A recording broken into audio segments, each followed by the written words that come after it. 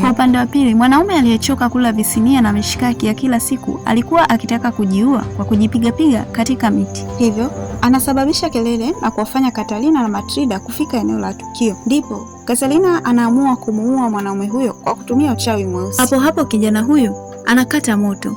Matilda anamlaumu Katarina na kusema kuwa usingemuua kijana huyu kwani angeweza kutusaidia katika majukumu yetu ya kila siku. Katarina anaamua kumfufua kijana huyu upya. Hata hivyo anaamka akiwa kama msukule, yani memory loss. Katarina na Matilda wanampa majukumu mwanaume huyu kuwa binadamu wa kiume atakayejipendekeza kupita mazingira hayo ni lazima auawe na kuchukuliwa. Sasa mwanaume mmoja anayeenda kwa jina la Mr. Enoch alikuwa akitalii katika shamba la chai. Katarina na Matilda nao wakizidi kumvizia mwanaume huyu ni kama panya kanasa kwenye mtego. Sasa ndipo Matilda anajigeuza na kuwa katika ulimwengu wa kichawi na kuvaa nguo za kiasili kisha kumfata Mr. Enoch.